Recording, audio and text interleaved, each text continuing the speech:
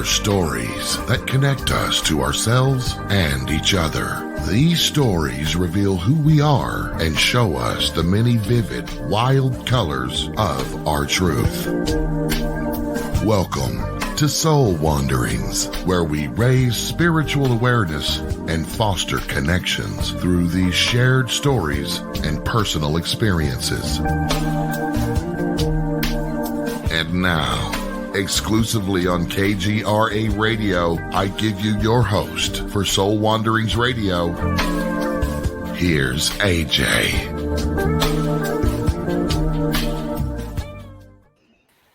Hello, Wanderers. It's Wednesday night. It's Soul Wanderings night. And I'm AJ Rasmussen, your host. As always, I'm so happy to be here. I love Soul Wandering. I love it so much. If you are hanging out with us, welcome. We're on kgradb.com and we're on KGRADB Facebook and YouTube pages where we are hanging out on video. If you want to come and see our faces, if you're just listening, that's good too. If you want to ask questions, you'll want to be in the chat rooms on any of those platforms because that's where we'll be able to grab your questions if you have them for our guest tonight. And you just may, because it's very interesting what we're going to hear about. Lots of abilities and gifts and stories, just as usual. Just another night of soul wandering. It's good. It's really good. Before we get started, though, I want to share with you guys really quickly. I'm going to be making some changes in the future with myself and the direction of Soul Wanderings. I've showed up consistently for 5 years now in conjunction with running 2 businesses, being an Army mom, teaching classes, helping everyone and anyone I can. All the highs and lows of life, and I've made Soul Wanderings one of my most top priorities because I love it so much. I absolutely love it so much, as you guys know. I think I've said that like 5 times tonight or more, but it's true. But I'm at a point where something in my life needs to shift.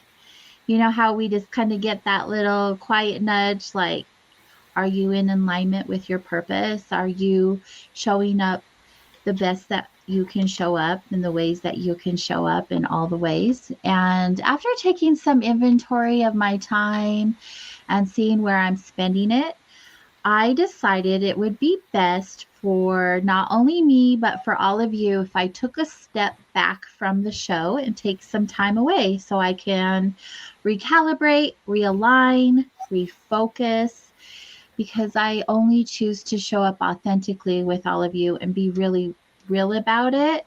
I'm just burned out. It's been 5 years and I need a break.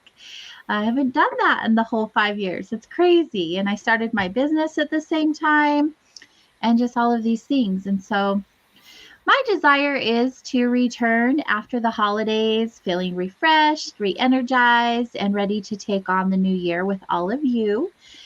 There's going to be some changes that are going to be made with my show. New guests, as always. We always have new guests. And some extras. I'm going to be way more involved in my show than I've ever been before. I won't just be here interviewing. I'll actually be getting pretty authentic and real with you and from myself. So you'll be hearing more from me. And I just have some really fun and interactive ideas that I really look forward to sharing with all of you. So with all of that being said, I have 3 more shows this year. We have tonight's show. We have a show next week with Tess. She's a psychic medium, and she shares space with me in my center at Vibes, Mind, Body, Spirit. And then we'll wrap up my show year with our beloved Misty Rose, who hasn't spent some time with us for a while.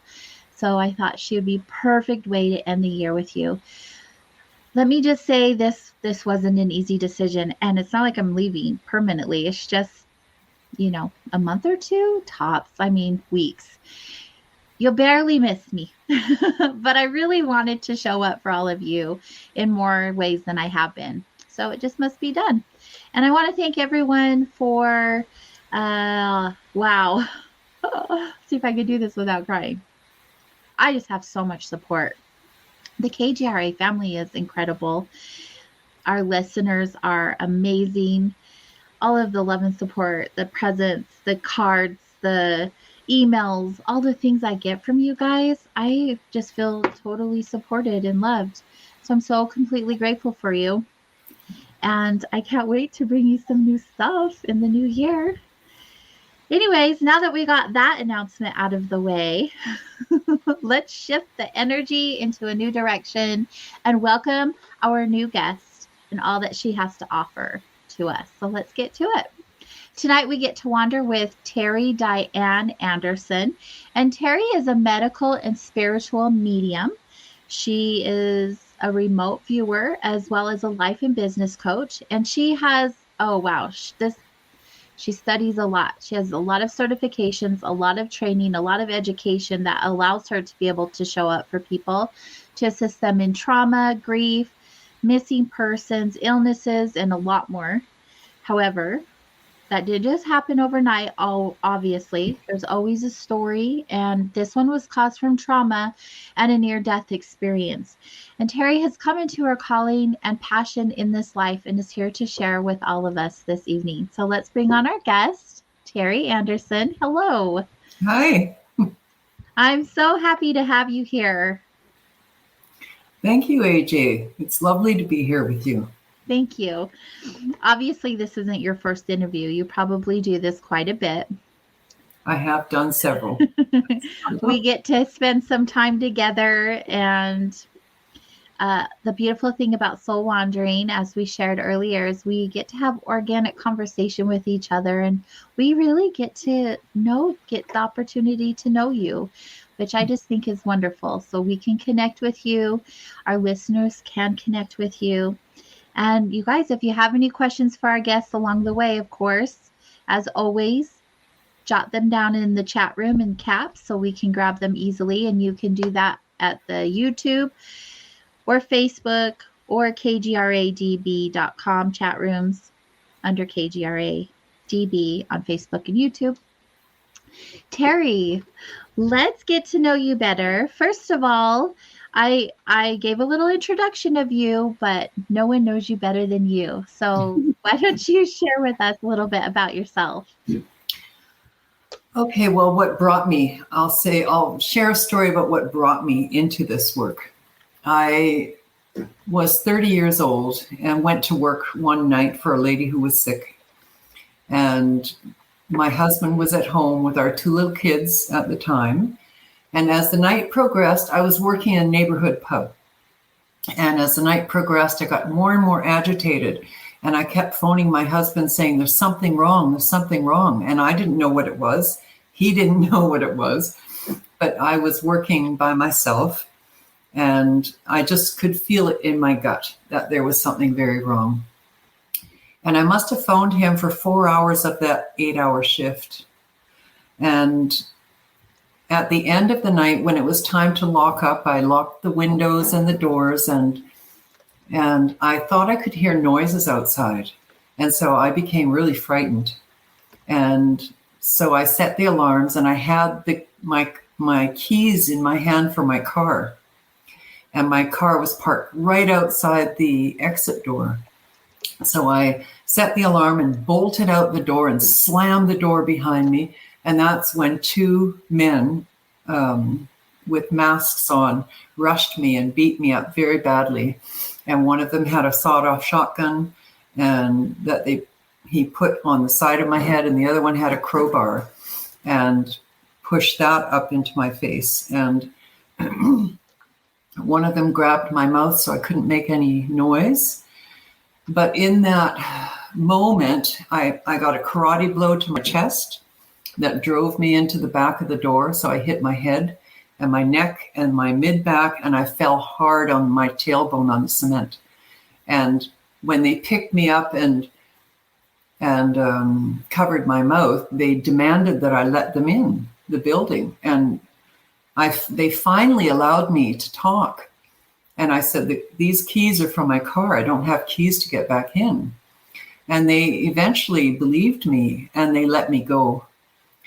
But in that moment, when they held that gun against my head, and after I'd been beaten so badly, I thought for sure that I could see the bullets coming out of the gun and that I would die right there and I would never see my kids again.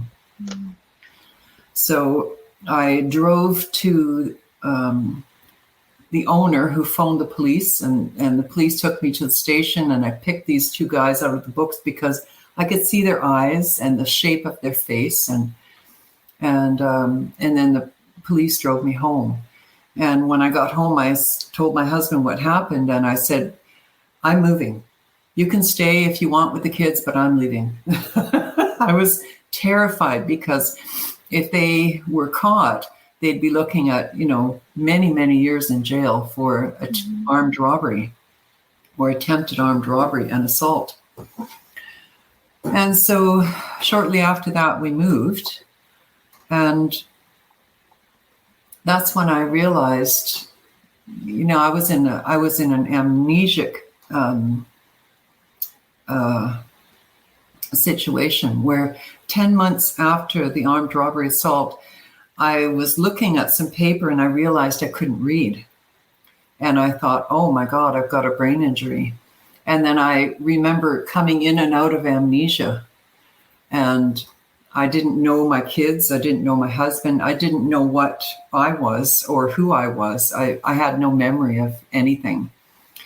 And so this happened at work. So I went to an organization called Workers' Compensation Board, and I said, I need help. And the guy looked at me and he said, oh, you look fine, go home. And that's how they do things at the Workers' Compensation Board. But that began a very long process of fighting and fighting for my rights and about 10 years of recovery. But in that time when I had amnesia, I was in another realm. I was in a spirit realm. And I was shown a past life review and a future life review. I was shown all of these images.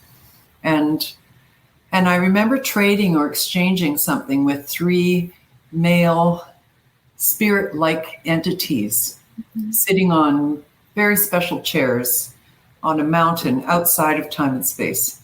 And it felt great to be there. And it was clearly another realm, and their information exuded into me. And I was communicating with them like that, with my hands. I must be part Italian or something. No words. It was all physical communication. It was mine was to them, but theirs was telepathic. It just exuded into me.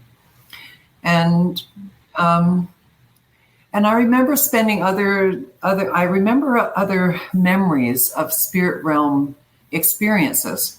But when I came back, I was like, oh, I'm in a body again. And whose body is this?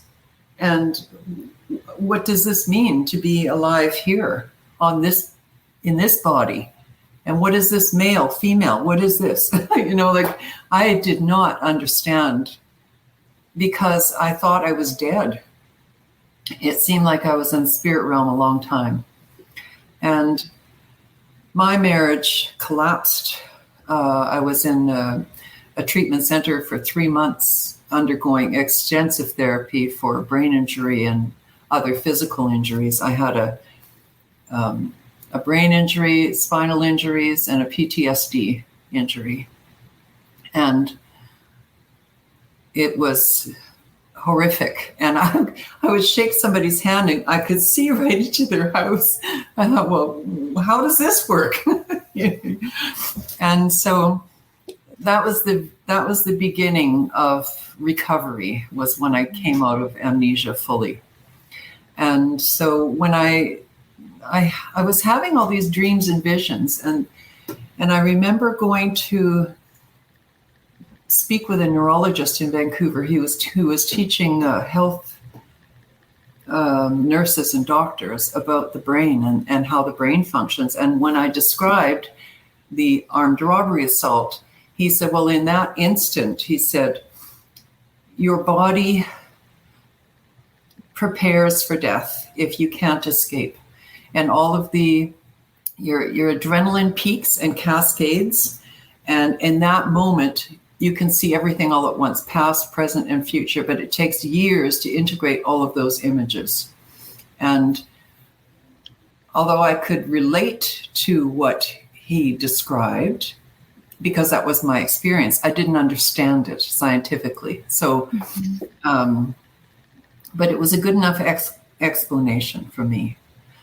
And so then I began, 10 plus years of physical therapy and psychological therapy and research, because one of the dreams I had was of my brother and his son, a really bad car accident. And I phoned my sister and I told her, because I also had to get my brother's phone number, because I'd kind of lost touch with my brother. However, I was hurrying for a flight and I didn't want to miss my flight. So against the feeling in my gut, I did not phone my brother. And I was gone away for 2 weeks. And when I came back, I had another dream that I was on a bed and there was a child on the foot of the bed. And this bed was moving into a hole in the wall, and there was a cloudy brain and a sexual feeling to the child. And I thought, well, what does this mean? And who is this child? I don't understand any of it. And when I woke up, I went to work, my sister that I had told 2 weeks prior about the car accident dream phoned me at work and said that our nephew had been hit by a car that night, and he was in the children's hospital in a coma. They did an MRI scan, that's the bed moving into the hole in the wall, and it showed a cloudy brain, which meant he had brain injury, brain damage. And so we all met in the city where our nephew was. And my brother pulled me aside and told me about the car accident and that some months earlier, someone had molested his son. And then he takes me into a room where there's this little 7-year-old boy who's laying in a coma. And it was the first time I ever met him. Wow. And I didn't know how I could dream about the car accident 2 weeks before it happened, how my consciousness could travel through the MRI scan with him, and how this was possible. And I just stood in prayer. I didn't know what else to do.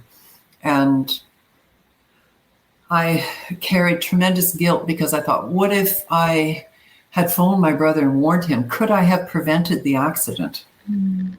And so I eventually found IRVA, which is International Remote Viewing Association. And that's where I decided to get training, because it was through someone named Lynn Buchanan. And he used to teach at the CIA for 25 years or more, I think. And they called them psychic spies. But I asked him, if we can see the future, can we change it? And he said yes. And he took me on a time experiment in one of my classes. And it was really profound. My training with him was exceptional.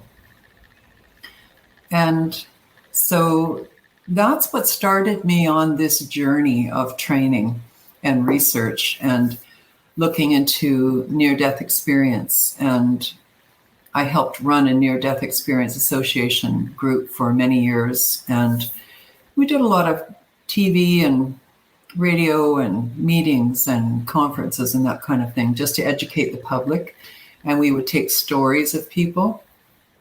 And then I decided, after I got fully trained in remote viewing, controlled remote viewing, they call it, I was being trained for world operations, and it was very interesting. It was phenomenal. But I felt that it was time for me to move on. And so I went to England to get training in psychic mediumship because I was having experiences with departed souls. So, and that had been happening for me since I was about 12 years old. So I wanted a broader set of skills that I could help people with. And I started doing professional readings in 2007.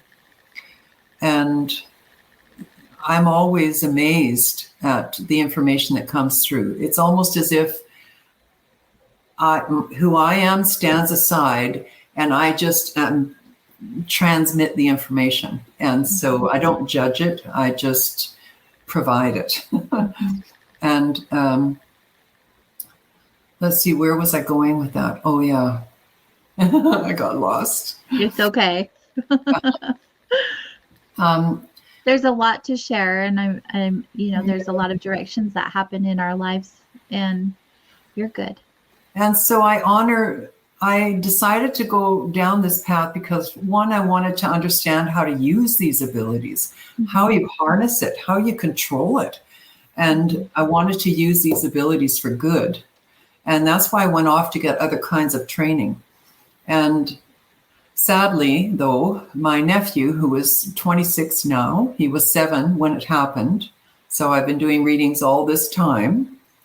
He's sadly passed away a few days ago of overdose, because when he was 7 and in hospital, a shattered little boy, they were giving him quite strong opioids. And as an adult, when he grew up, that's those drugs that he sought, and he just couldn't get away from it. Right. And he was so profoundly brain injured that he would never have been able to live a normal life. So that's why I do what I do. And with this impacting of the grief by his death, it's brought home to me again the importance of this kind of work. And it's miraculous. This kind of work is really miraculous. There's lots of scientific explanations for it. But the simplest form is that it's miraculous. Mm-hmm. And I help a lot of people. I can feel anybody anywhere on the planet. And I can do readings by phone, by video. I can do readings for people in their life. They don't even have to be present. And, for pets as well. And all cultures, all genders, all ages, non-gender, all the new age, everything.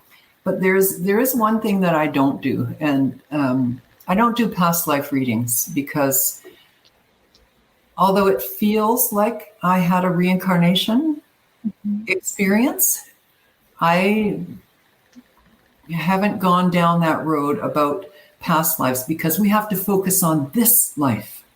This is the life we are given.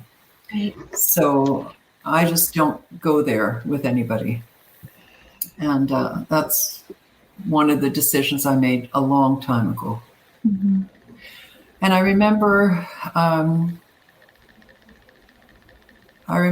somebody who kept bugging me to contact me, and he wanted a reading. And so he was in a foreign country, what I would consider a foreign country. And so I started the reading, and I did a body reading on him, a health reading, and I nailed it, he said, and that's what I do. But I can feel past, present, and future injuries, illness, accidents, any kind of physical or mental, emotional injury. And at one point during the reading, I started choking, and I panicked and left the room.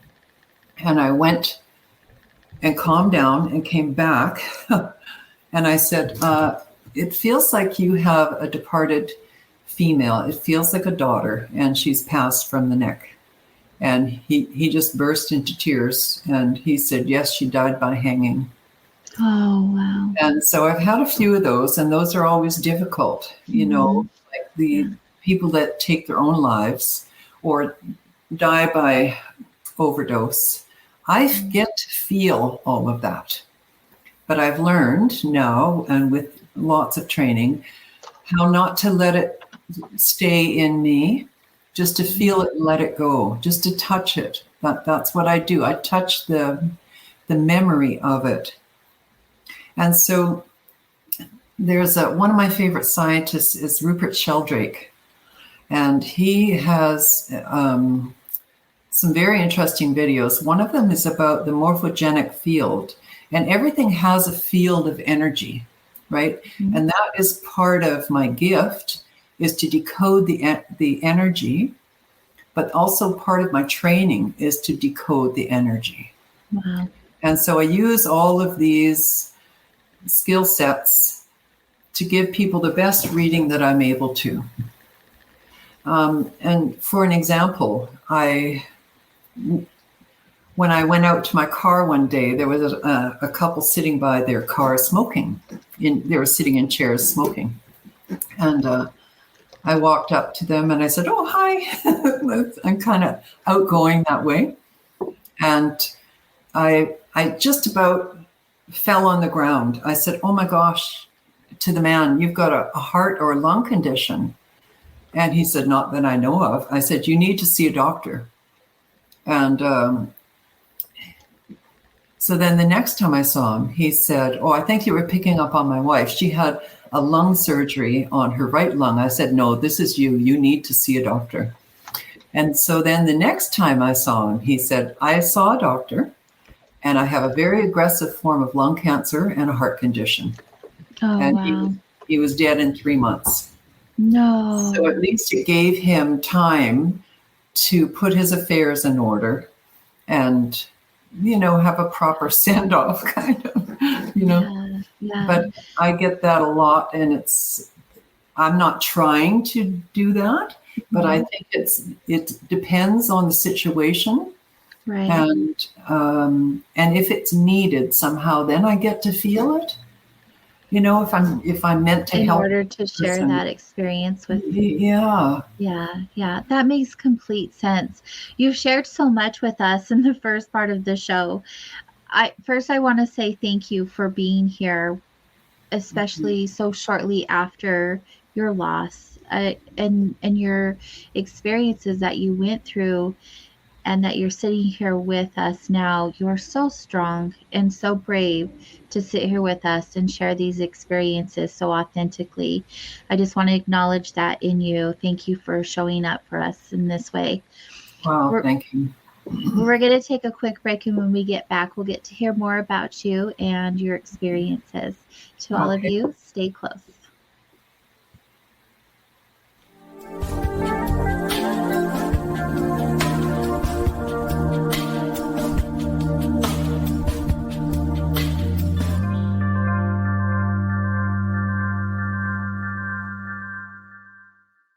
Hey members, the new KGRA-DB app is now available on iOS and Android devices. Gain on-demand access to any KGRA-DB programming. Download any show directly to your mobile device to listen or watch on the go. Go to the App Store and search KGRA-DB.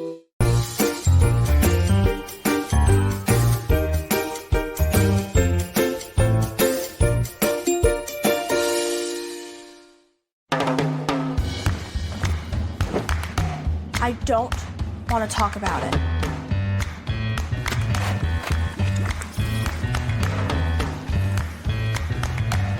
I don't want to talk about it.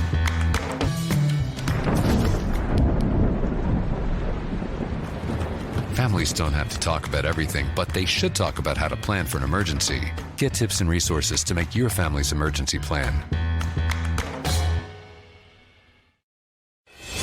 Welcome to the new KGRA digital broadcasting website, thekgradb.com. Here you'll find great new content, including the KGRA Classics, great shows from our archives. You'll be able to see the show times and information so you can see what show is currently on air. The On Air Live button. So just go to this section and you'll be able to hear the show live with exceptional sound quality. We also have the Vault section. Make sure to subscribe to get access to great content and special features. We have the make content for our latest news and events, so make sure to sign up and you can be part of our forum. So make sure to check out the new KGRA digital broadcasting website, the KGRADB.com. We look forward to seeing you there, and we hope that you enjoy the new website.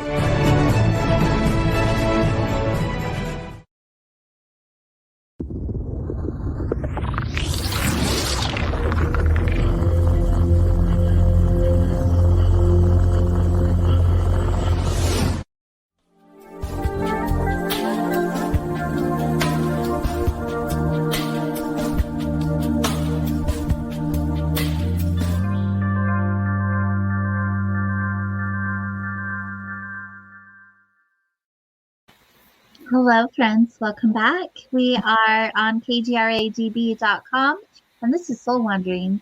I'm AJ Rasmussen, and we are visiting with our special guest tonight, Terry Diane Andersen. Welcome back to the show.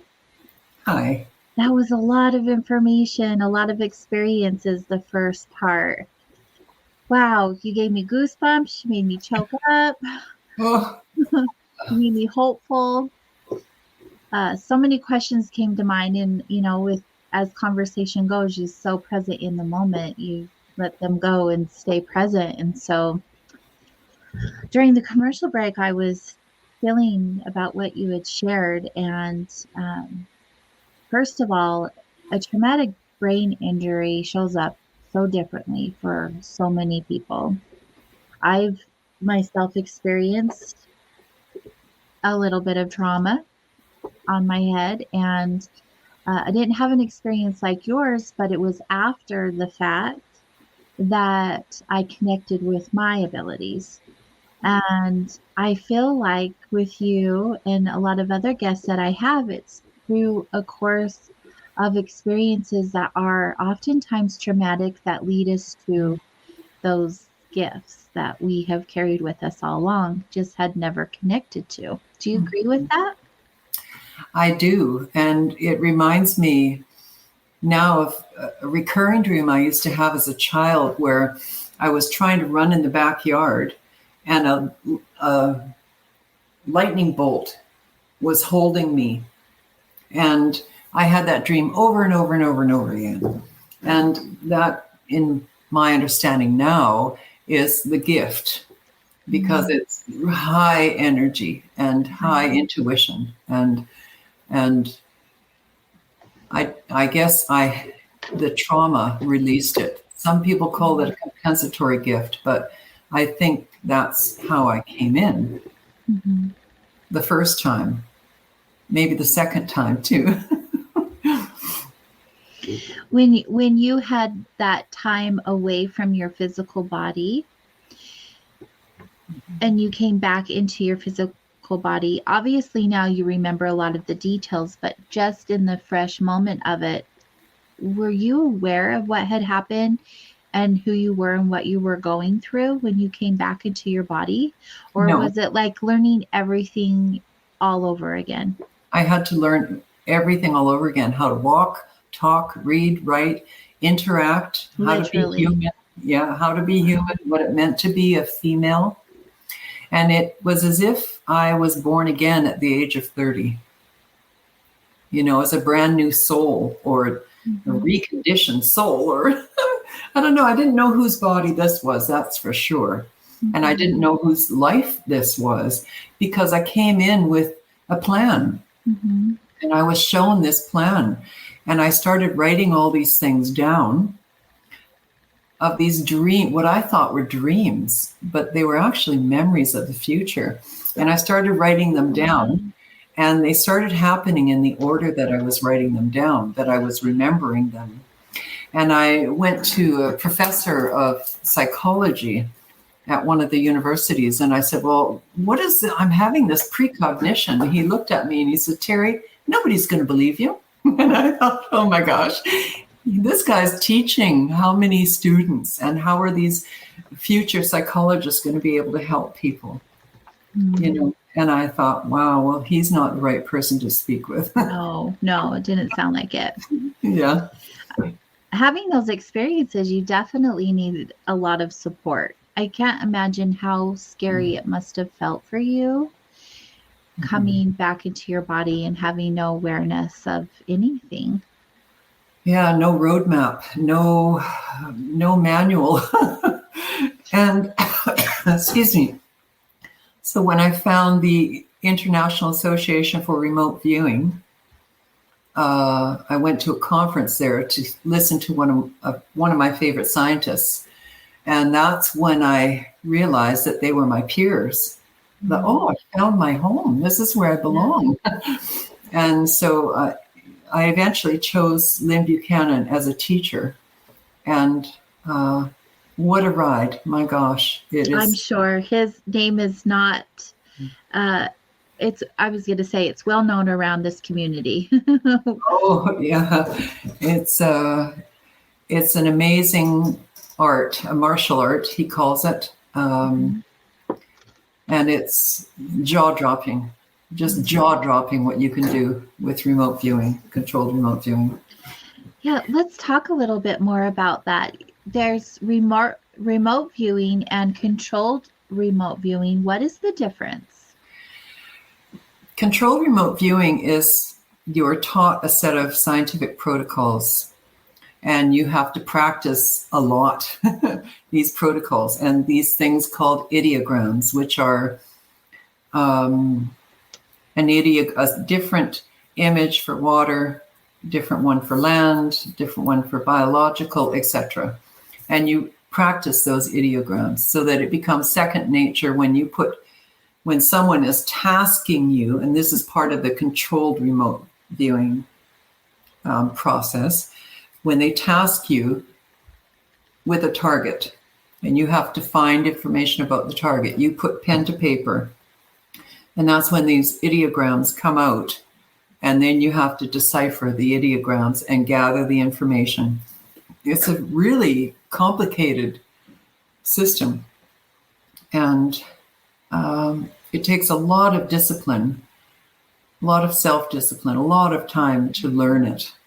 And there's lots of different uses for it. You can use it in any field, in any industry. So it has valid places to use it.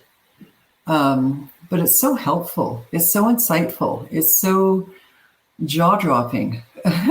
When I have a student, and when I see the student practice, I'm just so excited to see the student get it, but they don't realize they get it.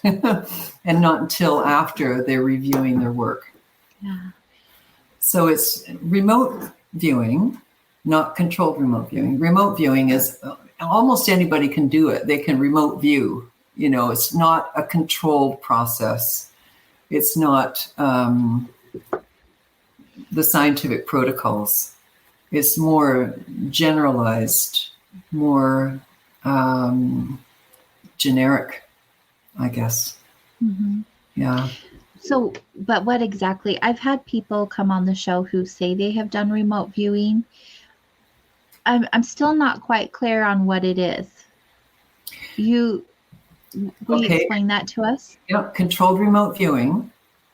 You're given a set of protocols, numbers, or a task. You're tasked to find information, and through the use of the ideograms and training, you go and find the information, and you learn to read the ideograms. You learn to read the cues and information that comes through from pen to paper. Okay. Because your body is trained to be like an antenna.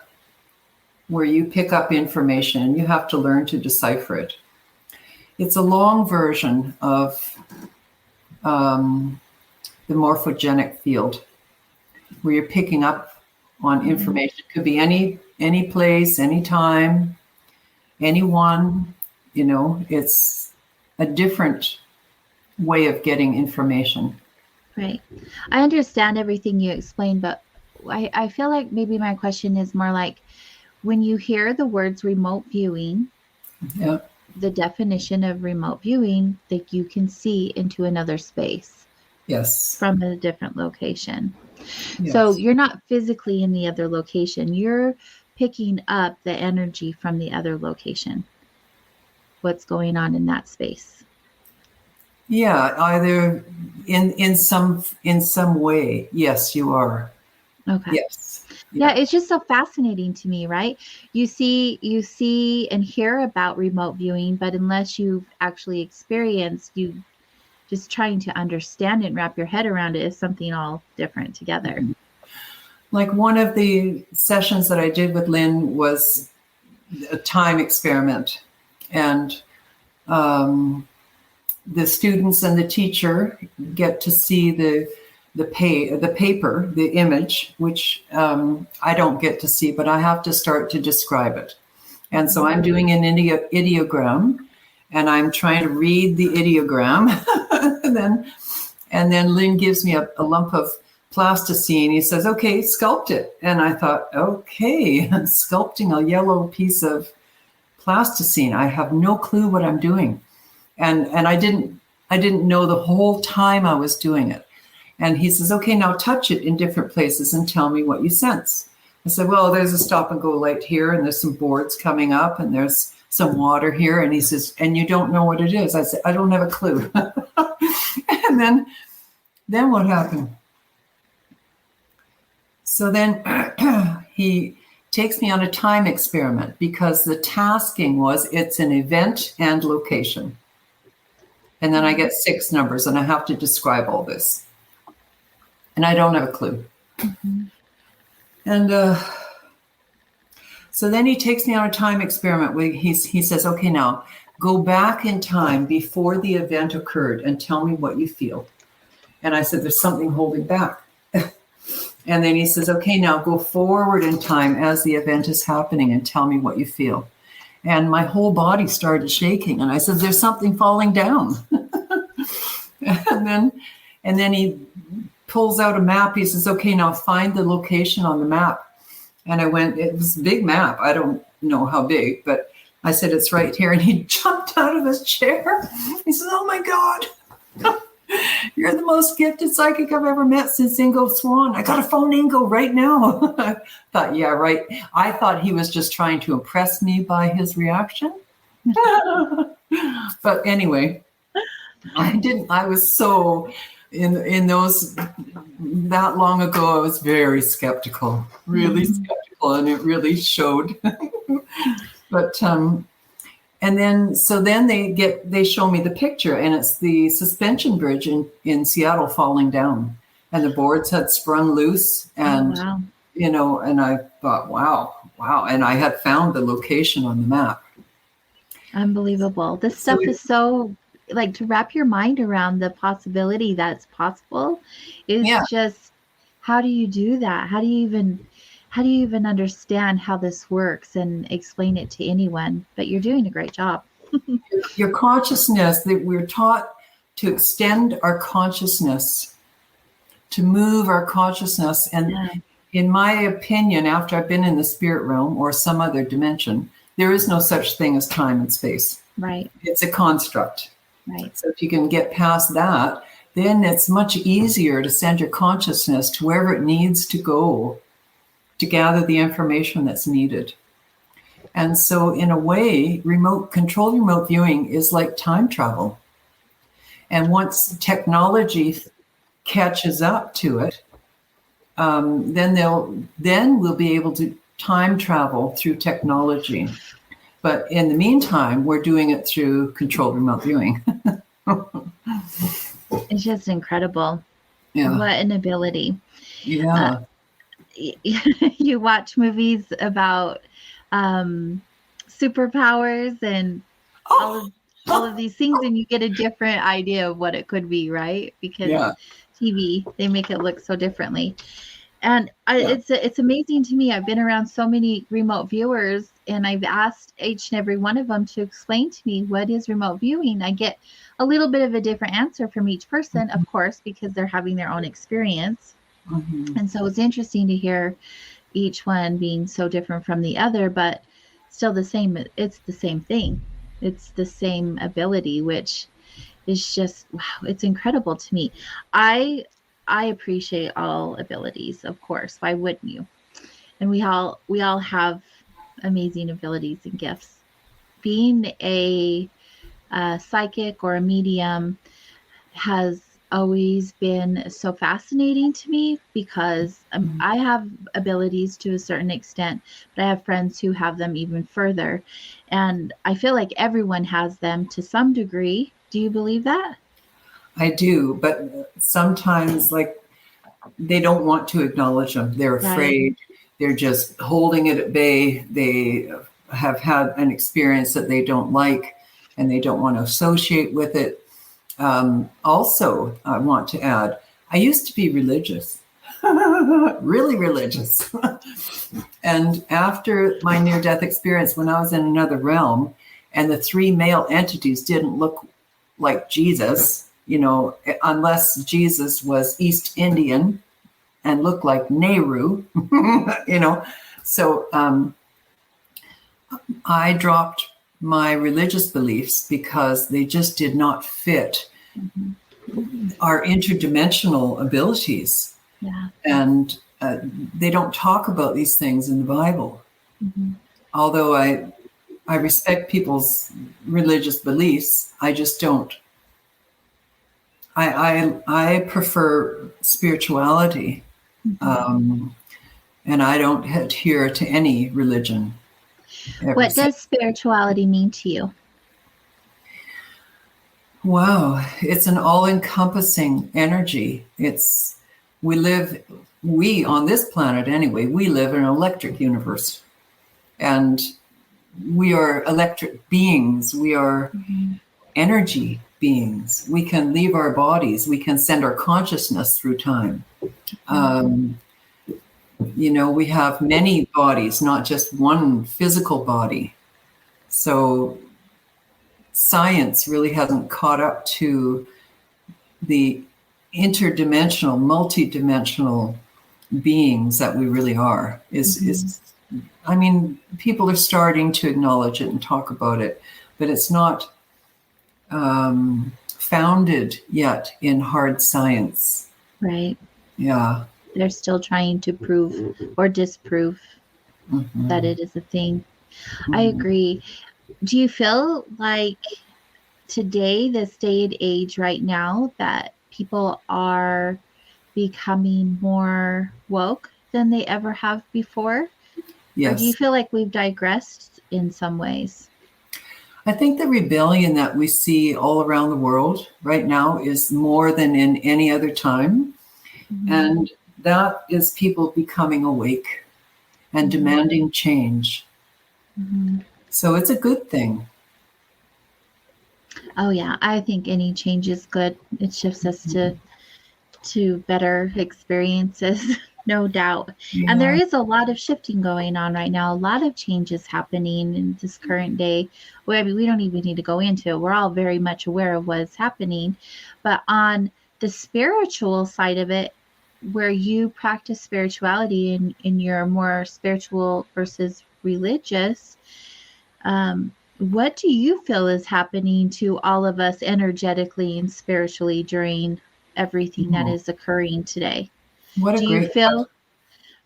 Well, it's a big question right now. I felt like I evolved, like whatever human I was before evolved into a different kind of human.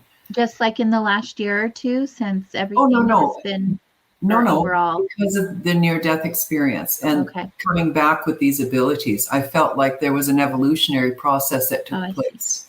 Oh yeah. And if it wasn't me and somebody else came in, then I don't know how to explain that other than a simple explanation of reincarnation.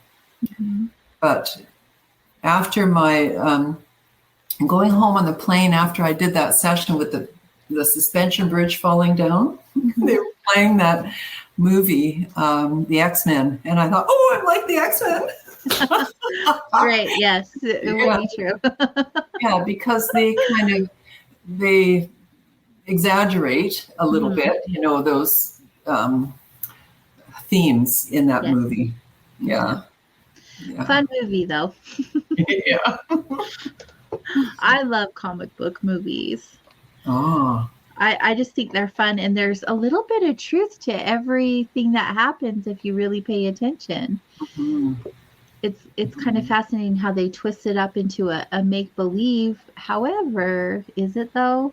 Yeah. There's a lot of things that get thrown to us in any genre of film. I believe there's some underlying mind tidbits that get left with us Mhm. Mhm. intentionally. There's Programming.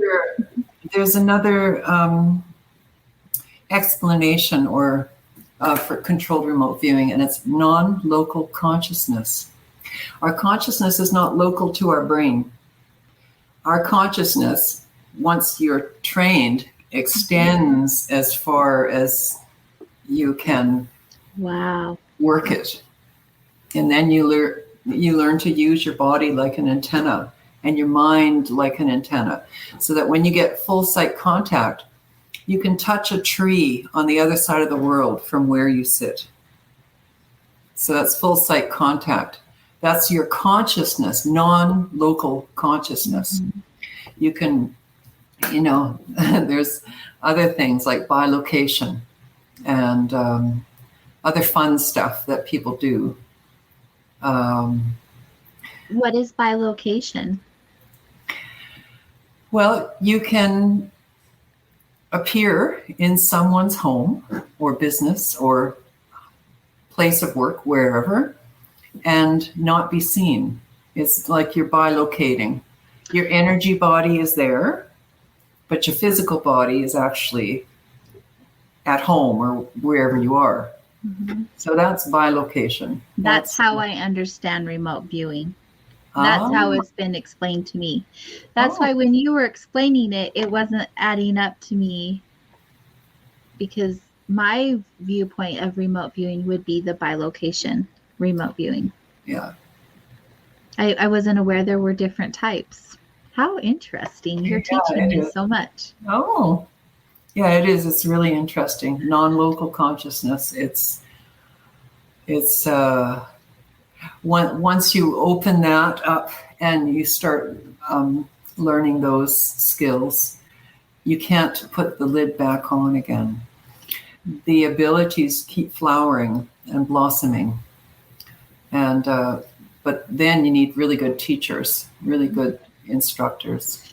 Is that something that you have experienced yourself? Yes. Do you want to share an experience with us where you've had that type of experience? Sure. I remember once during a reading, I started doing like sign language, and I thought, well, where is this coming from? What is this sign language business? And I had to decode the sign language, and so I've learned spiritual sign language from people who are departed. And then during some readings, I remember one reading where I said, "Oh, the person's not talking," and they said, "Well, they were mute."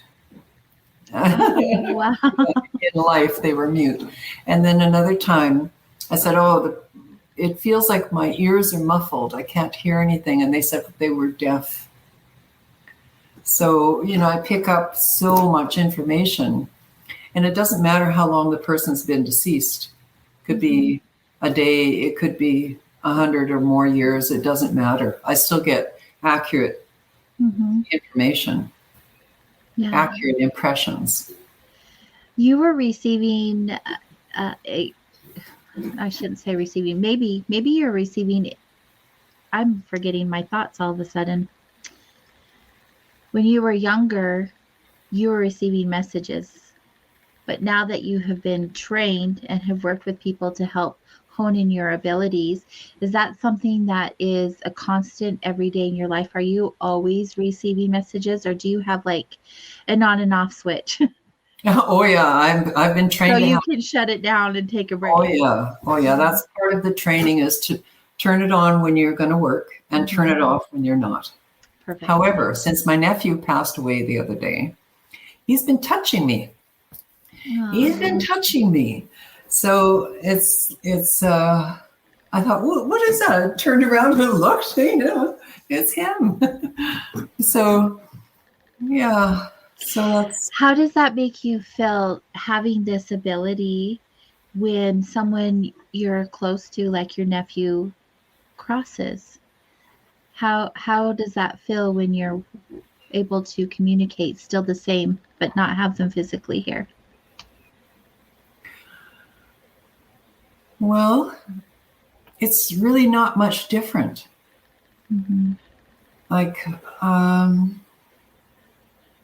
there was another experience I have to share, because this was really bizarre. And I don't know if this is going to answer your question or not.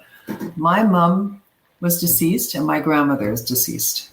And one night I went to sleep, I was dreaming, and I jumped out of my body. I was angry. I wanted to go find my mom. I had a bone to pick with my mom, and unresolved anger. Let's put it that way. And all of a sudden my grandmother was right there and stopped me. And then I was shown where my mom was sitting at a long table in a big hall. And she was the only one sitting at the table, and she was weeping. And in that instant, I was healed. Wow. I had compassion and understanding, and I had no more anger toward her. So, yeah, these are... That release. I have a question I want to ask you about that, but we're going to take our top of the hour break, our last break of the show. Okay. The next hour is commercial free. So when we get back, we'll continue our wandering with our special guest tonight, Terry Andersen.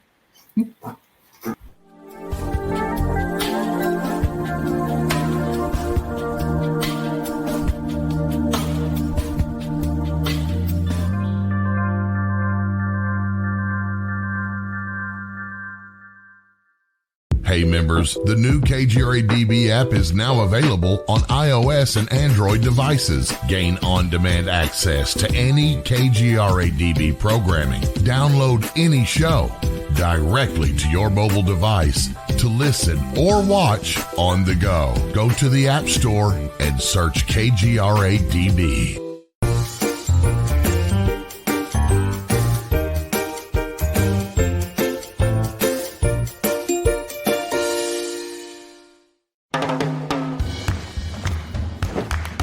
I don't want to talk about it.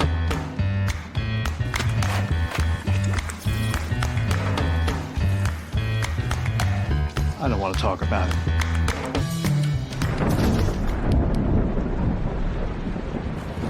Families don't have to talk about everything, but they should talk about how to plan for an emergency.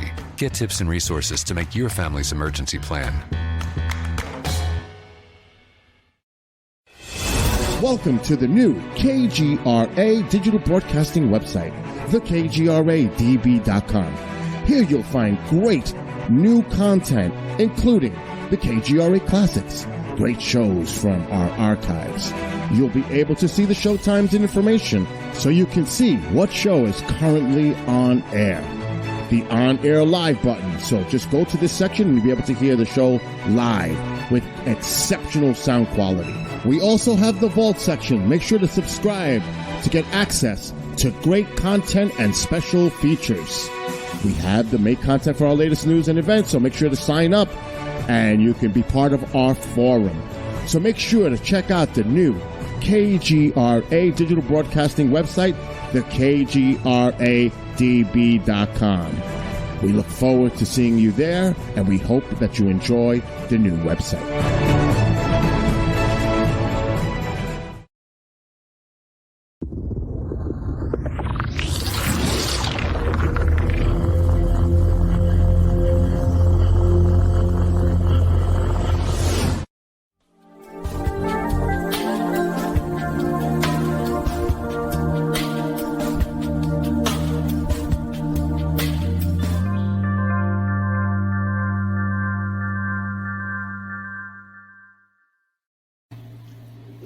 Hi, everyone. Welcome back. This is Soul Wanderings, and we're here on KGRA Digital Broadcasting, Hudson Valley, New York, and Salt Lake City, Utah. I love Soul Wandering. Did I mention that tonight? And you can get more Soul Wanderings, all the last episodes, all the past 5 years of my show on kgradb.com. If you're a member, you can go to all of the past history of the show from the beginning. I've had co-hosts, I've had guest co-hosts, and I've had, like 218, 20, like 230 guests plus 50 guests. I've had a lot of guests. There's a lot to learn, a lot to experience. And if you're wanting to grab yourself a membership so you can get behind the scenes and all of the exclusive access to the KGRA audio, video archives, special presentations, all the things that happen, not just with my show, but all of the shows here on KGRA, you can use my promo code SOUL21, and that will give you 30%, 20%, I forget all of a sudden, 30% off of your membership. That's a lot. That way you can save some money, but get all of the good stuff. And if you just want to check it out for a month, you can use my promo code WANDER, WANDER, and that will also give you 30% off for your month. So come and join us.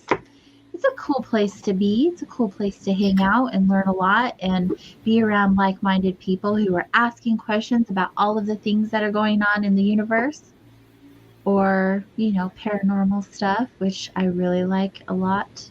Grew up around that. That's good stuff. Okay, but anyway, moving on. I'm rambling. I'm very talkative tonight.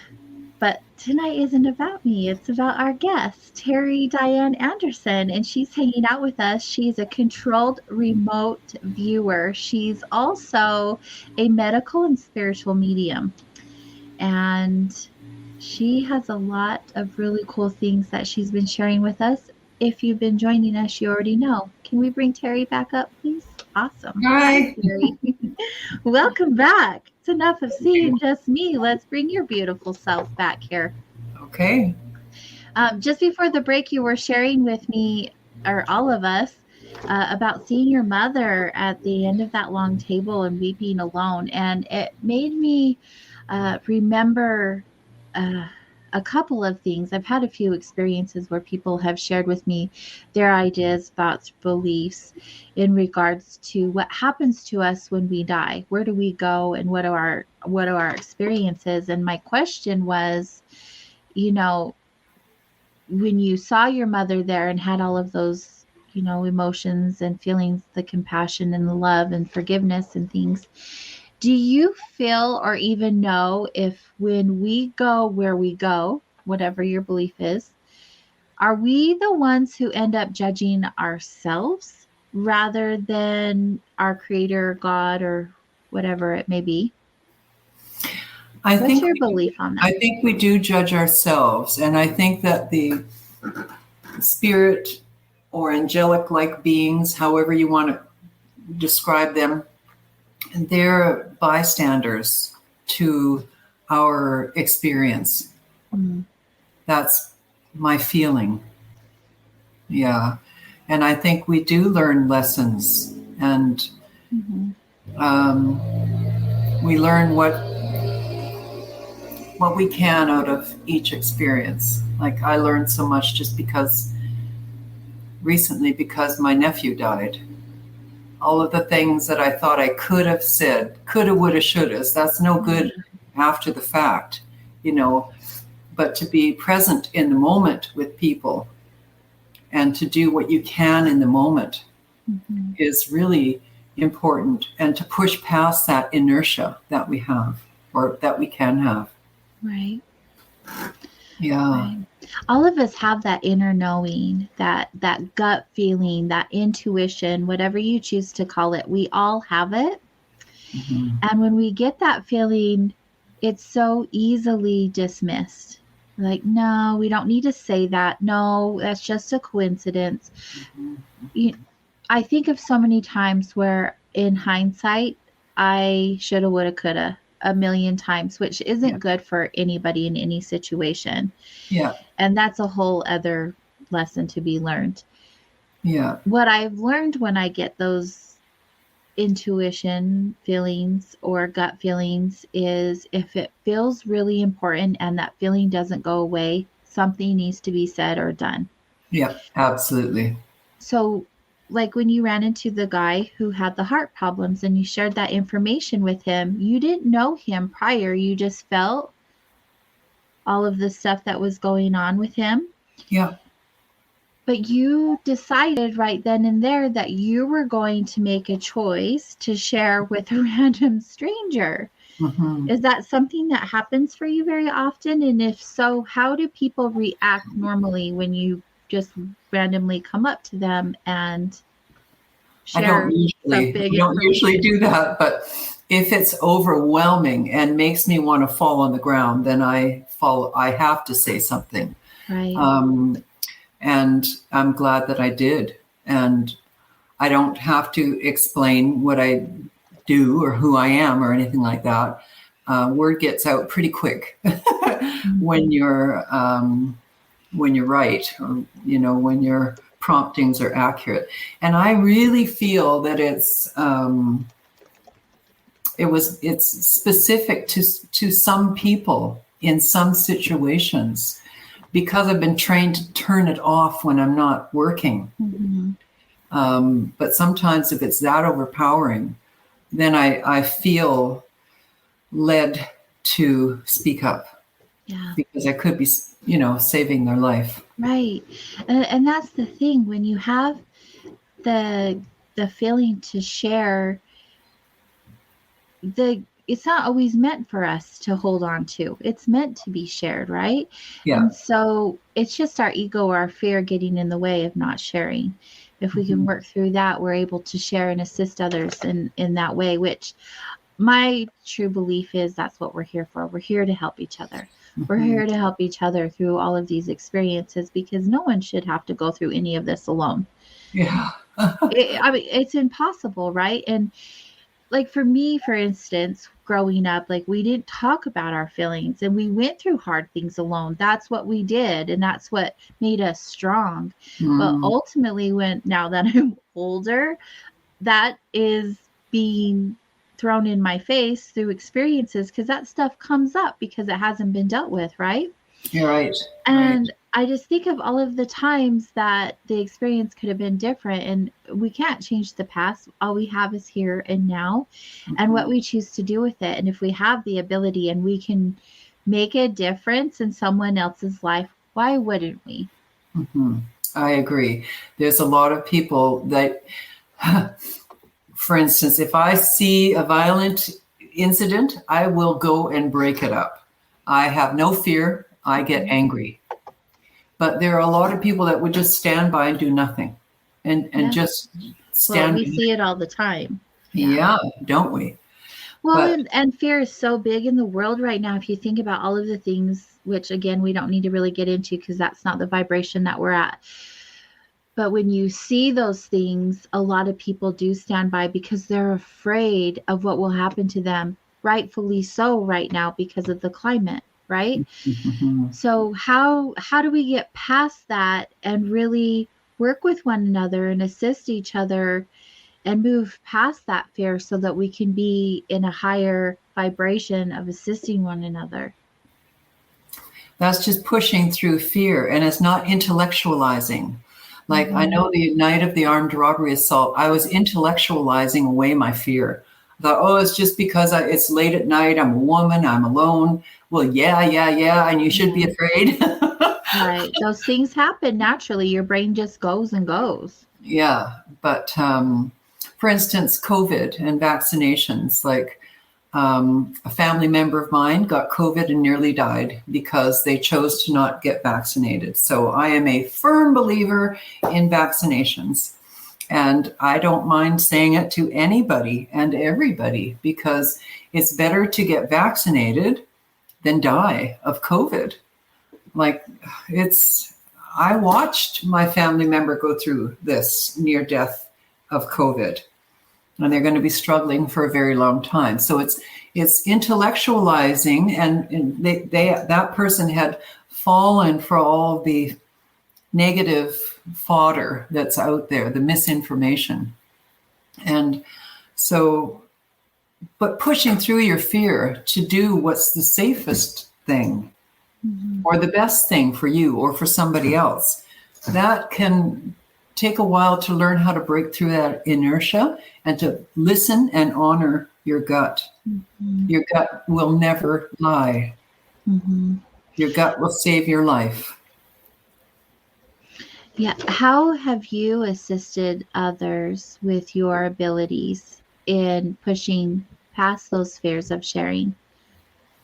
What are ways that you've showed up for others to like shift their experience, change their lives? At the end of every reading, I send a really extensive list of additional resources with links to different specialists in the world on topics that range from birth till death and beyond. And so that gives them insight and long-term support, because I don't want them to come back for another reading. I want them to be, to be on their way. Absolutely. So, yeah. So that's kind of how I deal with it. And I help them to become empowered if they choose it. I don't want to force it on them.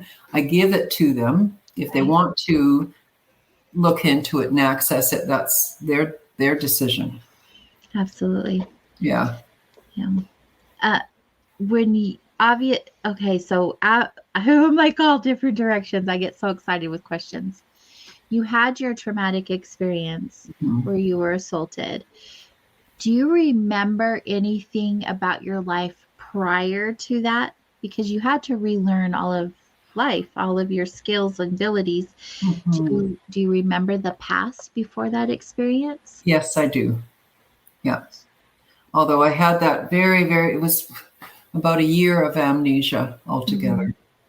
I guess they call it post-traumatic amnesia. But, not feeling like I belonged in this body was very strange, I have to say.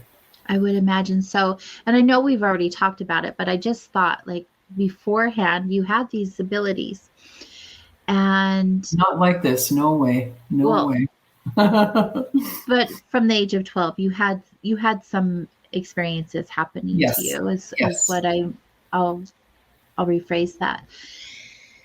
When you were living your life up until that point, obviously none of this that you do now was on your radar.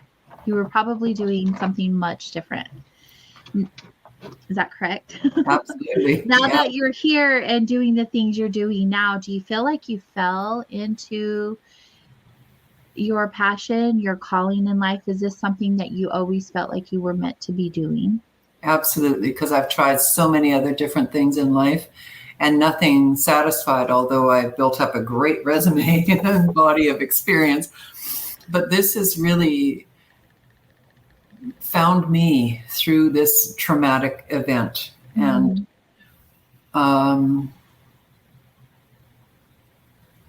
it's almost like I had to almost die in order to come into my own. And it's not a very nice way to have it happen. But it's kind of happening to my brother right now, who just lost his son. Because he talked before about wanting to become a minister. And he said, I think this is the path that's choosing me.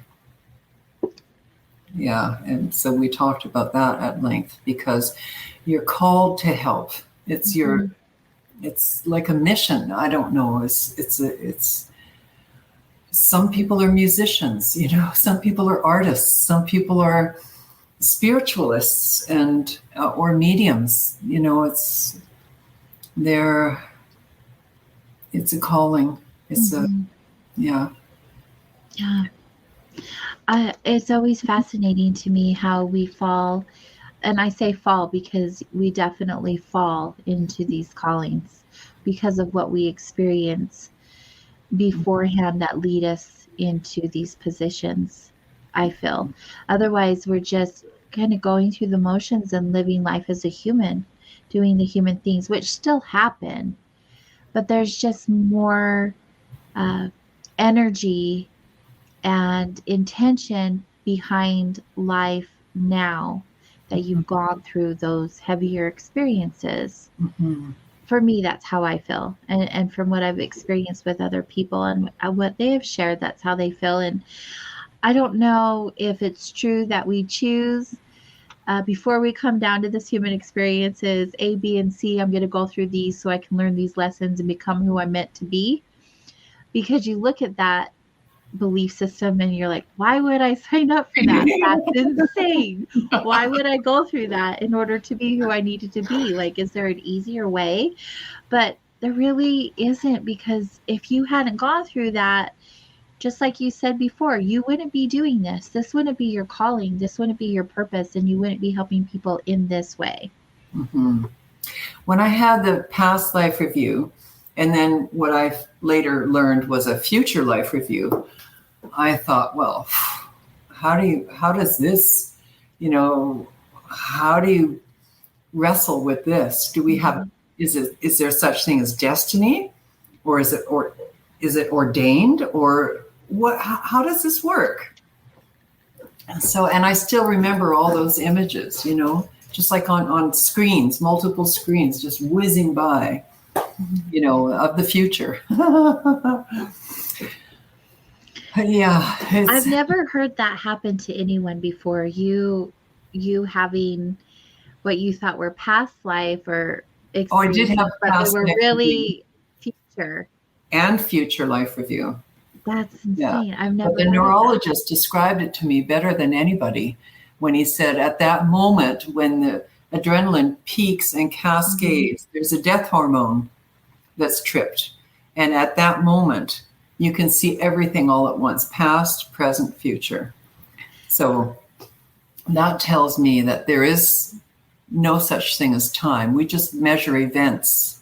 We measure time by events. Yeah. But that was the best explanation I heard at the moment, or since. That resonated with you, yeah. Yeah.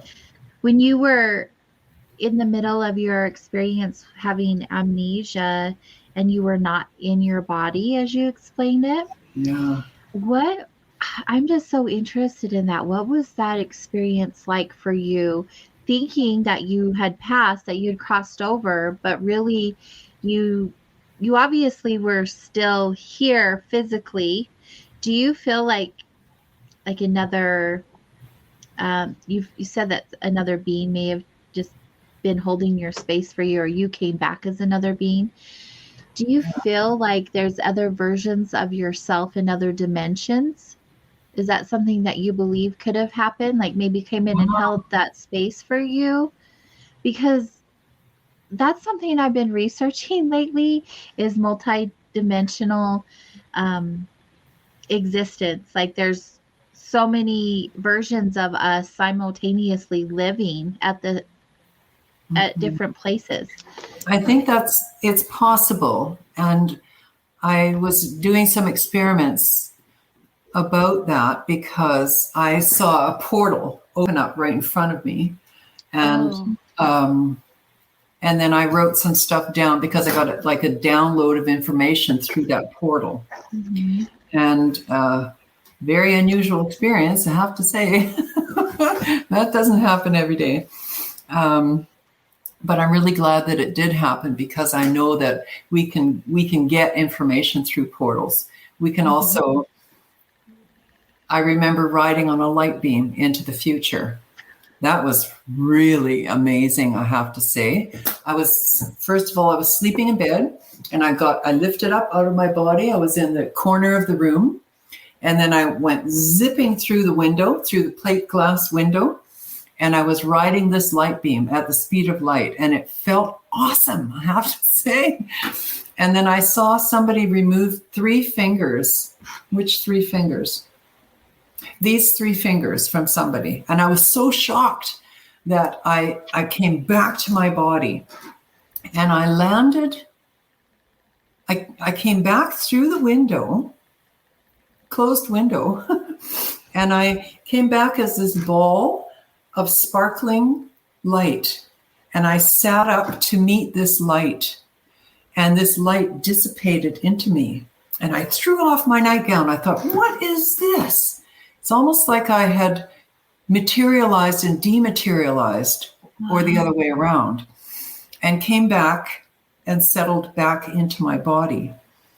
And I phoned 2 people and told them what I saw about these 3 fingers. And it was like 3 a.m. or something, you know. And then 2 weeks later, I was on the beach, or on a beach, with one of the people that I had phoned and told.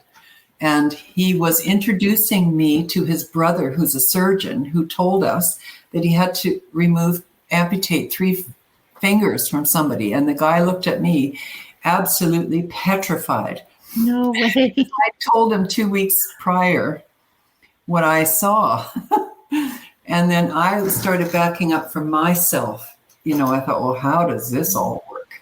You know, I was still kind of exploring the frontier of these experiences. And so it took me down a lot of roads and a lot of research into, you know, science and philosophy and, you name it. I have studied it. It's amazing to me how much detail you remember in these experiences. A lot of us will have dreams or even feel like they left their body through the night, because when they wake up in the morning, they don't quite feel like they're present and grounded in their bodies. Done that. I don't remember details though, and the dreams details, a lot of people don't. I have a dream journal now. I keep a lot of details, but that's a thing. And I always wonder how much of it really is a dream and how much of it is we're really leaving our bodies at night to go to wherever we go. To explore, yeah. The ones that you remember, those are the ones to remember, to be Their aware messages. of. Yeah. Yeah. I agree. I get a lot of messages in my sleep. Yeah. The junk dreams, you don't have to worry about those, you know. But the ones you really remember that you can never forget, those are the ones you need to pay attention to. I did notice on your website how many things you have actually studied, going back to how you like to. I am blown away by how much training you have, how much research you've done. There's a lot. You've done a lot of work there. And if you are listening and haven't been watching on video, if you want to go over and visit terryandersen.com, that's Andersen with an E-N, Terry Andersen.com. You'll be able to see a list in her About Terry section at the bottom of all of her training. Unbelievable. You help with missing person cases. Do you want to share a little bit of your experience with that? Well, I was trained by, Pam Coronado. She does missing person cases and has for decades. And she used to be she belongs to IRVA, which is the International Remote Viewing Association. So I did some training with her, and it was phenomenal what you can do. You can draw perpetrators. It just comes out just like that. And so I have worked a couple of missing person cases and drew, the water and the boat and the location. And, I've worked other missing person cases without providing any drawings.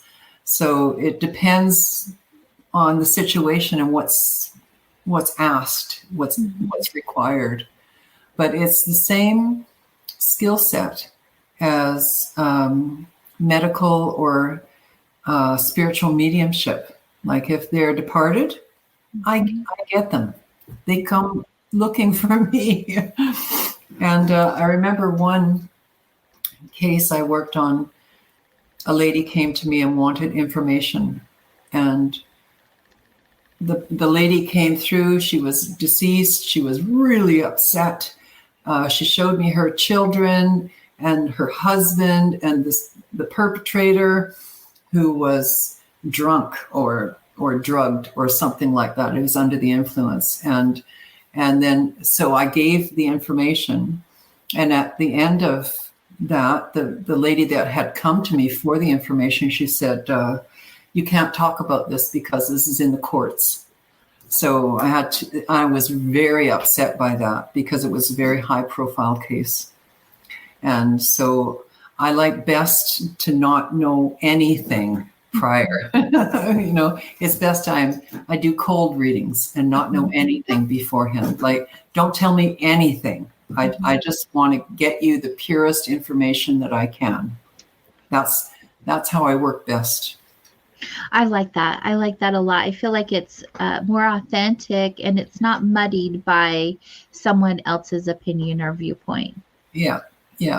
Because I already feel all of the emotion and see everything that's required to do the work.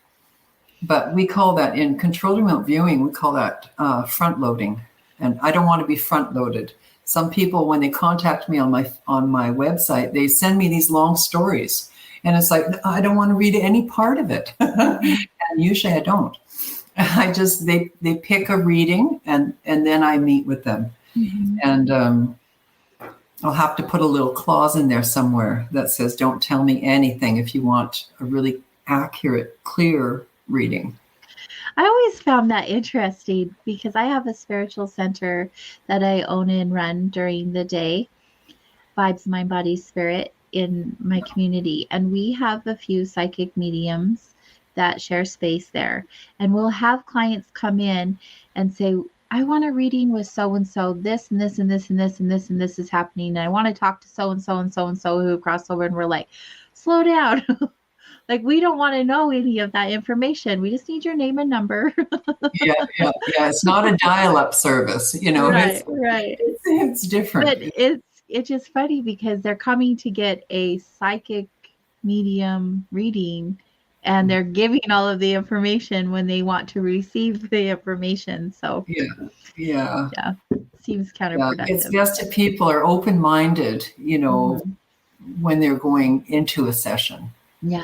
Be open to being read and having the information come through. I remember I did a reading for a lady and she kept saying, no, as I'm giving these impressions. And I thought, whoa, something's wrong here. So I said, okay, let's go to another room. I thought, just give her a different viewpoint or whatever. Mm-hmm. So we went to another room, and then her sister came through, who was deceased, and she was just burst into tears. And everything I had set up to then was accurate for the reading with her sister. Mm-hmm. So some people are in denial. They don't want to cooperate. Yeah. They don't want to say yes. They don't want to. They don't believe that you're real. They want to say you don't know and you can't tell, and they're so closed off to receiving. Yeah. They're closed off is right. Yeah. Do you have any experiences that come to mind that were just really profound and beautiful to you when you've been able to give a reading? Wow, that's a good question. Let's see. Oh, yeah. There was a lady that came and she wanted to know if she was going to get pregnant. And I could see two girls in spirit. And one was about 3 years older than the other. And I described what they looked like. And she came and she found me years later and she said, you described them perfectly, she said. And I thought, and she's so happy, her and her husband were so happy. So that was really nice. That just felt so good that I could see them so clearly. And I said, they're waiting to come in, So yeah, that was fun. And let's see what else comes to mind. Well, I did a reading for my sister once, and I said, oh, your son he's going to have a baby. And I said, there's something wrong with the baby. It's not serious, but the relationship with the mother is on again, off again. It's like not so good. And she said, absolutely. They're pregnant, and it's an off again, off again relationship. And it turns out the boy, it's a little boy, and he was born with a cleft palate, which they fixed. That's easy. They're fixable. Yes. Yeah. So that was kind of fun that I got to see the baby beforehand. One of my favorite things about interviewing mediums and psychics is hearing the stories that still stay with them. Mm-hmm. Those ones that really just never really leave you because they just meant so much, or you had just a really beautiful experience in that moment. Mm-hmm. So thank you for sharing those with us. Oh, you're welcome. Yeah. Those are the ones you don't forget. Yeah. I think anytime that someone is trying to connect with a child's spirit of any kind, whether that's, hoping for a baby or losing a child and connecting with them, those are such beautiful experiences for them to be able to have. And I'm so thankful for people like you who are able to do that connection, connecting the two together so they can have that experience. There's a lot of people that don't have the opportunity to say goodbye, if their loved one died accidentally or suddenly. And so those are very meaningful, really deeply touching readings. Yeah, I would say so. Yeah. I would say so. Do you have a draw to psychology with everything that you've experienced and all of the education that you've had? I did a long time ago. Yeah, I studied psychology, neurology. Well, I'm still studying neurology, but psychiatry. I was interested in psychiatry for a long time there too. And so I use all of that information, all of those skills when I'm working with somebody to gauge how they are, where they're at. There was one lady. She was not in a good place. She was very depressed, very down, very dark. And so I was able to empower her and uplift her and send her the additional resources, which are really helpful to somebody, especially in those kinds of situations. I have different sets of materials that I send to different people. So, and I gauge it based on their need and kind of where they're at. Mm-hmm. So it's really individualized. Right. So you're not just focused on one modality. You actually have several places that you're drawing from to assist somebody else, which, I see that with all of your training. It's beautiful. It's unbelievable. Your brain, it just holds so much. Yeah. I thought I wanted an interdisciplinary degree, but I thought I have that now. Yeah. There you go. Be careful what you wish for, huh? Yeah. So I do see that you have some training in grief and trauma and PTSD. And I feel like a lot of that energy is, one of the same or connected in some way. Mm-hmm. Those are topics near and dear to my heart, not just from my own experience, but that started me on my spiritual journey. Trauma, PTSD, that's what brought me to do what I do today, being able to help others through trauma and PTSD. My favorite way to work with people, with my own clients, is through art. And so we touch the paint, we put emotions and feelings to paint without, words. Yeah. And we paint with our hands and our fingers, and it's very therapeutic. And a lot of people, like I've worked with with veterans who have the PTSD, or people who are emotionally blocked and need the emotional release. And so we do emotional release therapy through art. Mm-hmm. The reason why I share this is because my whole life I was drawn to art for my own purposes, for my own way of working through what I had to go through growing up as a child. And it heals me in so many ways. And I find peace and comfort and solace in creating. And when I'm not creating, I feel like I'm suffocating, that I can't breathe and I'm not healing, because I don't think the healing's ever really done. That's just my belief. We're always constantly working on improving ourselves, I hope. And the reason why I bring all of this up, I'm wondering, what is it for you that brings you that peace and comfort? And whatever it is it something that you share with your clients that you want them to try for themselves as a way of working through the grief or trauma or whatever that is for them? There's several things. Before I start a session with them, I get them to do a deep breathing exercise, which is helps to reconnect the mind and body, and it modulates the central nervous system, so that then I can feel the person's heartbeat in my heart, in my body, and then I can feel their body in my body. So, and it helps them to relax. It helps disengage the logical mind, the noisy mind. The monkey mind. Yeah, it helps them get in touch with their body at a very basic level. And then I'm able to go in and do the work. So the slow, deep breathing is the best relaxation thing that anyone could ever do. It's a quick PTSD trigger. It stops the triggers. But you got to be able to catch it in time to do the deep breathing. It becomes a discipline then. And so that's probably the most important thing. And then,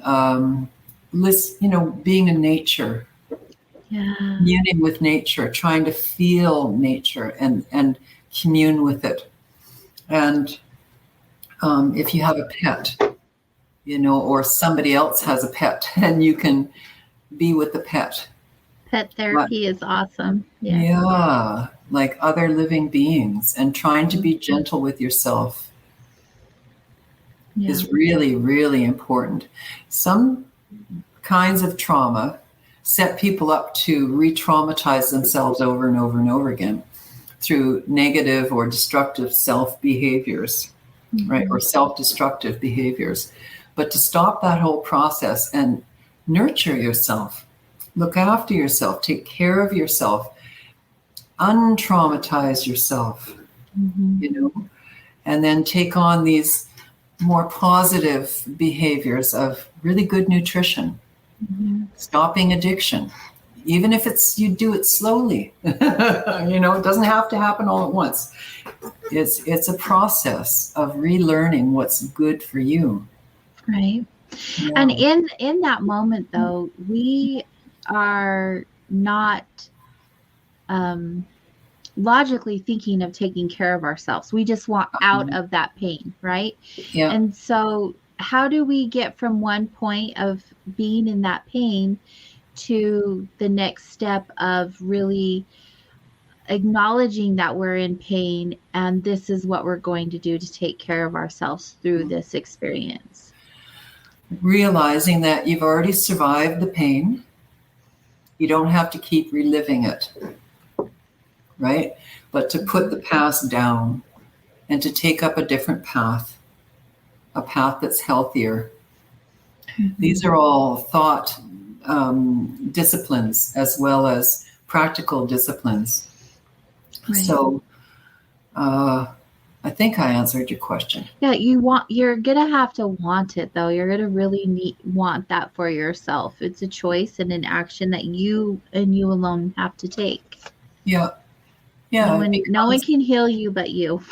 Yeah. Well, a lot of people can help. It took a lot of people to put me back together again. Right. But it was a choice that you made to show up to make that happen. Absolutely. Absolutely, we can't do it alone. That's how I explained earlier in the show. We aren't meant to do this alone. We're meant to have people assist us. But at the end of the day, we're the ones that choose to show up for ourselves. We're the ones that choose to heal for ourselves. And so I feel like we are the only ones in control of that. And it's We're okay the to ones feel that- pain. It's Oh, okay yeah. to feel sorrow. It's okay to feel the entirety of what it means to be human, and to The point of being embrace, human. to embrace our humanness, Yeah.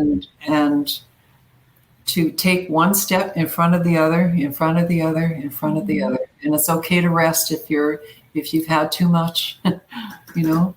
Please, yes, rest. Another thing is rebuilding healthy boundaries again. Oh, very important. Yeah. And practicing them, because that when people are triggered by trauma, they either freeze, they take flight, or they hide, right? But to take action circumvents the PTSD adrenaline peak, because it's based on adrenaline, right?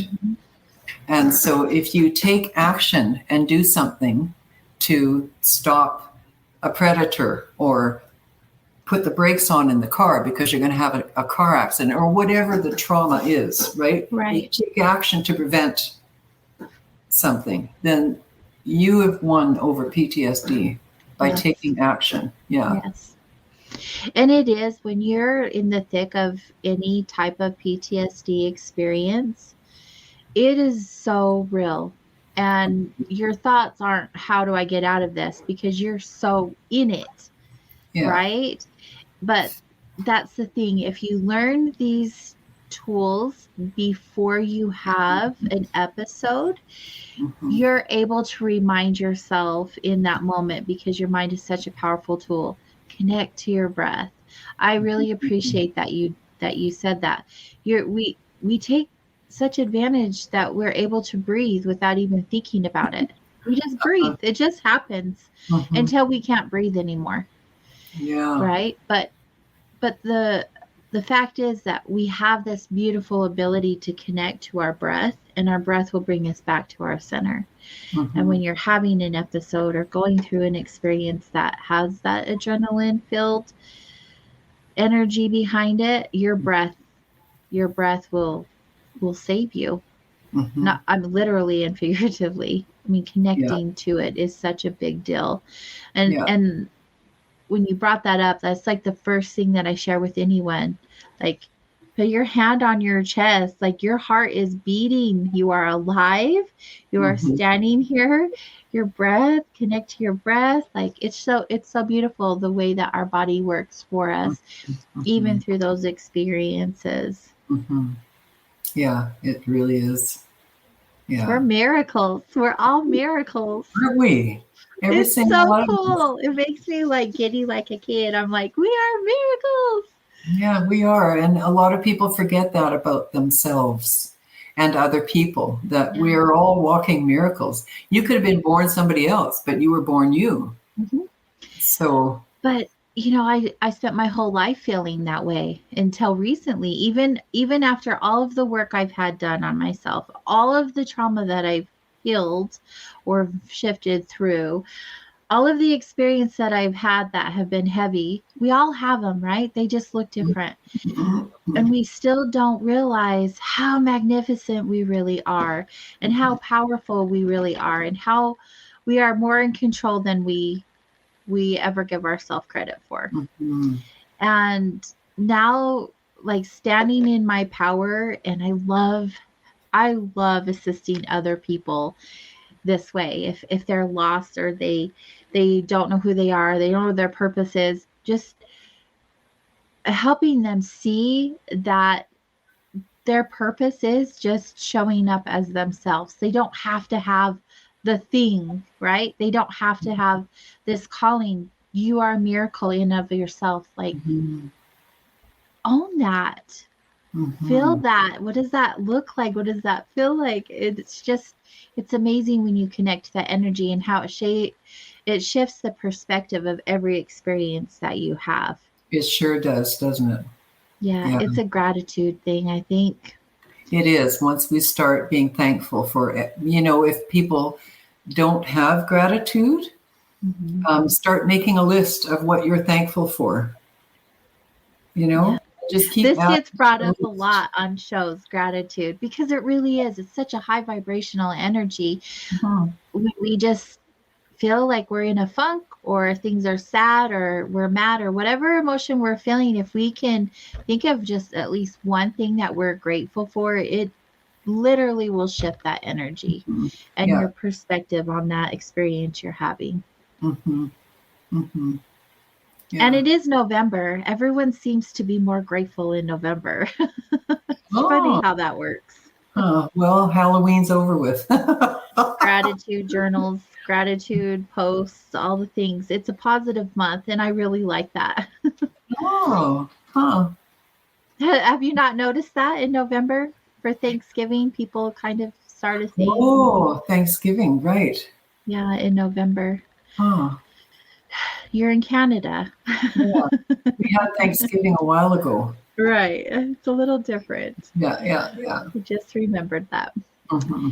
Uh, well, we still have about, 12, 15 more minutes to the show. And I want to make sure that everyone knows everything that you do and everything that you offer in case they feel drawn to spend some time with you. So before time gets away, let's get into a little more detail of what it is that you offer. And then towards the end of the show, we'll make sure everyone can get in touch with you.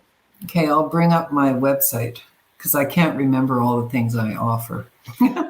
They're bringing it up here Oh, they are.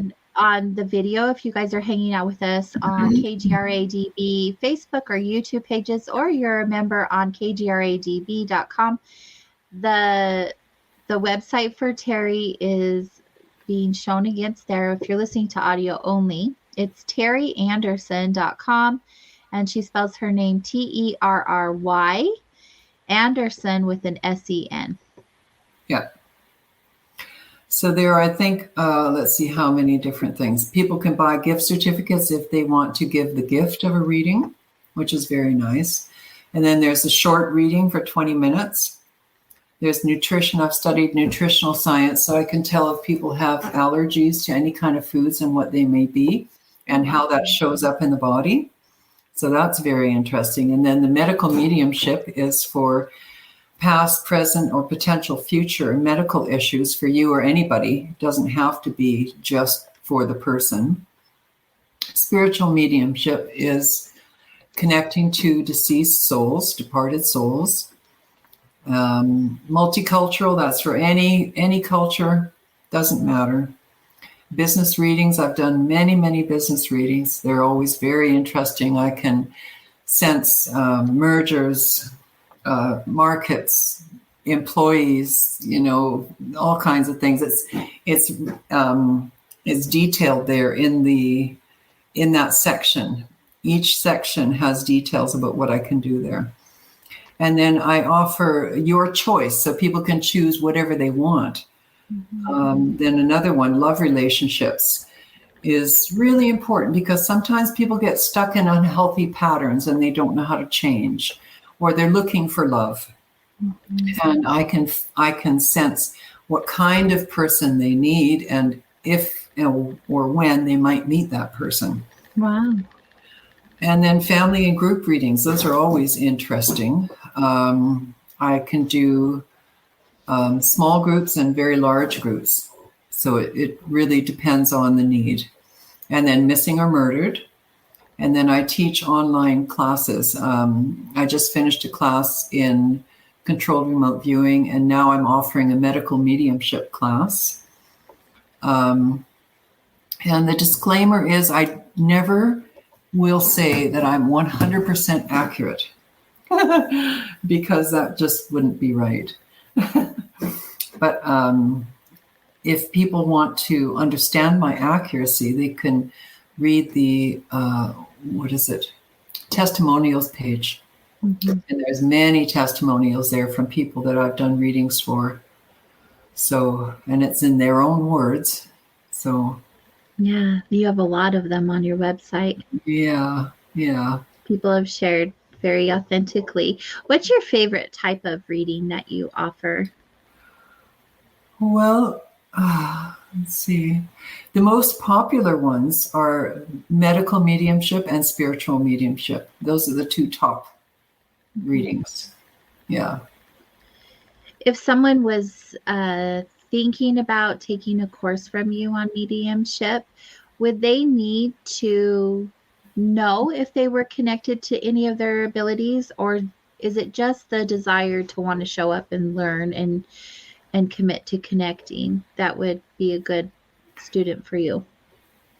I work with anybody, and I tailor it to them, and I love teaching, and it's fun. It's really a lot of fun for me, and it's fun for the other person too, because they get very excited at what they can do. Yeah, anybody can learn what I know, what I've learned, because I was taught. I mean, I came into some ability or gifts from my near-death experience, but still, anyone can learn controlled remote viewing. Anyone can learn medical mediumship. I've done lots of classes on that, and it's really a lot of fun for people. I bet.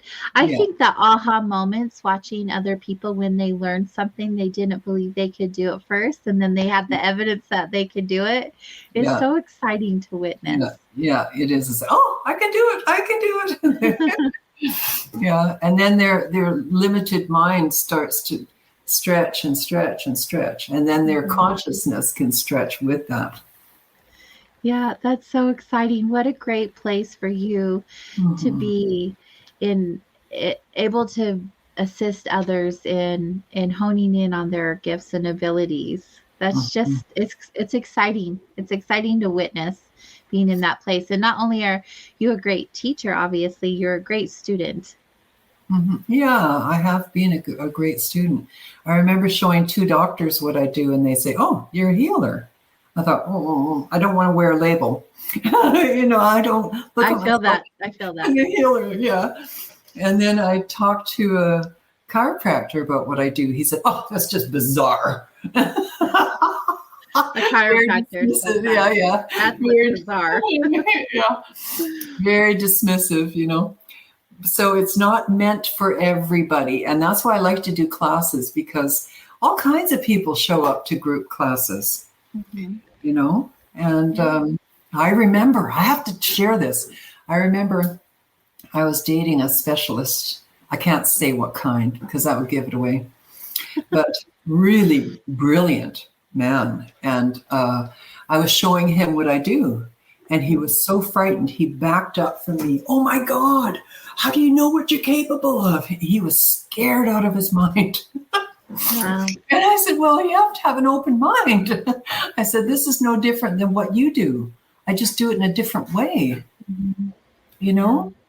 Like, well, we fear what we don't know, right? Yeah. And I thought, "Oh, this relationship is not going to work." No, not if they don't believe in you. No. Yeah. So I let that one go. Yeah. Dating when you are doing this type of work isn't for wimps. You have to have someone show up into your life who is very solid and strong in their conviction of who they are and what their beliefs are, because when you know what you know and you can do what you can do, not everyone is going to want to stand next to you. I know. And so I did find a guy. Amazing. It's a miracle. I was shown this man in my near-death experience 25 years before I met him. Wow. And then he takes me to one house, and I had a postcard of that exact image sitting on my TV for that 25 years. And then he takes me to another property. So, "Oh my God, I remember this place. But there was a house here." He just showed me a vacant lot. And I said, "I remember this place. We were sitting in a dining room, at the dining room table of a house. It's not built, but I'm in it now." Wow. And he's a tough man. Holy smokes. He's the toughest man I've ever met, with the most tender heart. Beautiful. I'm so happy for you both. Yeah. And he used to drive his mom to see mediums all the time. That's awesome. I'm so glad that everything ended up the way that it did for you, with all of your experiences and You are such a light in the world. Thank you for showing up and sharing your time with us. It has been most enjoyable. And I know all the other listeners are feeling the same way because of the comments they're leaving in the chat rooms. You've just been so wonderful, Terry. I'm glad you reached out to me and wanted to share your journey story and your abilities with all of us. Thank you so much. Oh, thank you, AJ, for having me. And big squeezes to you through your grieving process with your nephew. Oh, thank you. Thank you so much. Yeah, that's a tough one. It is. Yeah. Thank you again. To all of our listeners, you guys are awesome. Thank you for your activity and all of the conversation in the chat. I love reading it in between breaks and when I'm able to hop in. You guys are so supportive and loving and kind, and it's just a great family we have here. Thank you for showing up. And of course, to our producers, couldn't do it without you. And to all of you, we'll see you next week. Good night. Okay. Thank you. Good night. Oops.